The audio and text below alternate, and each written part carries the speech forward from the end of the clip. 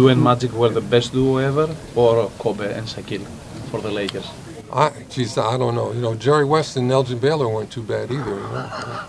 We can keep going back. George Mikan and George Yardley. Who knows? It's hard. You can have that debate for years at a time. Eat a whole lot of chicken wings in the process. Kareem, Thank you.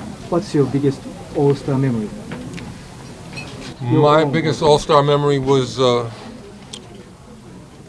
getting to be the decisive points to win the game when we played in San Diego. I believe that was 70 or 71. Do you think you played the games a little harder back then than they do now? It was a different game then. The game was more physical then. You couldn't carry the ball. You could be more physical. It was a different ambiance in the game. It's changed a little bit. It's still a great game, but it has changed a little bit. Which is the player that you, the Kareem Abdul Jabbar, enjoy the most to watch these days in the NBA? Well, I think Kevin Durant is awesome to watch. He's got such a nice variety of skills. You guys mentioned the Gasol brothers. They play the game in the interior the way it should be played. There are a lot of guys that do wonderful things. So we got Chris Paul in Los Angeles, wonderful point guard. Kareem, who is the one player you want to teach? The one player I want to teach? There are a number of them that, I see a lot of guys that have potential as a center, but they don't know how to play with their back to the basket. If they could learn that, it would really enhance their game, but it hasn't happened yet. Who is the present player you would like to have teammate on your days? Well, I worked with Joakim Noah, so working with him was a lot of fun, and he wanted to learn, and he was able to learn the things that enabled him to become Defensive Player of the Year. So I'm very proud that I was able to help him, and thankful that I got that opportunity. What is the difference between the point guards in the past and the point guards nowadays? There's no difference. It could be like a problem for the centers, like play with the point guards the way they play today.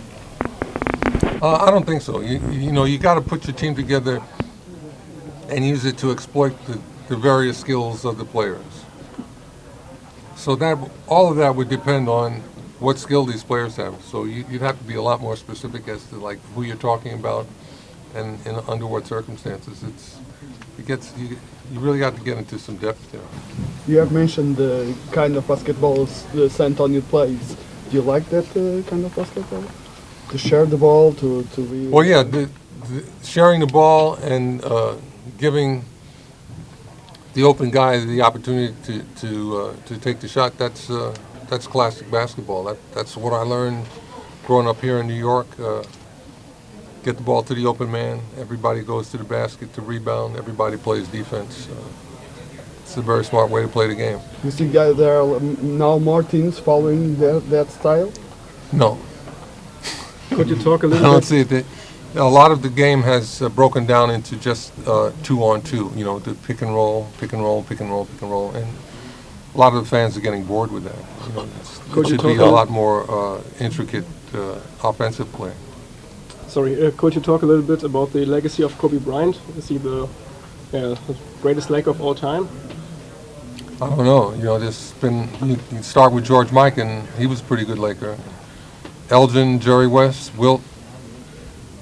It's hard to pick one. Magic, myself, James Worthy. It's a lot of great Lakers. How much UCLA and John affected your game and your progress and your life? How much did UCLA? Yes, they affect.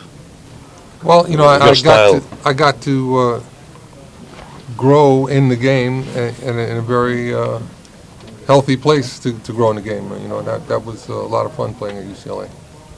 Kareem, it's notorious that you don't like when big men step out of the paint. What do you think of Rudy Gobert, who is the center for Utah, and big man staying under the basket? Well, if he gets certain things done when he stays under the basket, he's helping his team. It's all about what you can do for your team. It's about the positive stats that you create for your team that enable them to win. So it doesn't matter where you do it, you just have to be consistent. 1 week ago, you wrote some articles, some story in Time magazine, for Time magazine. You wrote about the Islamic terrorism and something like this. In case we can speed dial to you, can you explain for us the thing you were trying to reasoning about those kind of situations that you were saying that the Islamic thugs, they know where to start play thugs, that yes, they were thugs. That's it.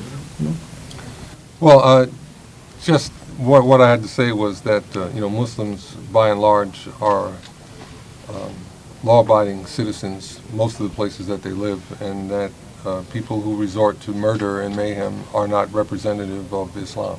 That's what I was saying. Last question. Kareem, a big trend right now in basketball is naming your Mount Rushmore, and your name is often forgotten. Like people mention Jordan, Russell, Magic, Bird. What do you think of being forgotten by so many people when naming the greatest players in the history of the game? It's not something I get upset about. Maybe people didn't see me play, or maybe they're unaware of what I did. So, if that's the case, I'm not upset about it. I've established myself. I don't have anything to prove to anyone.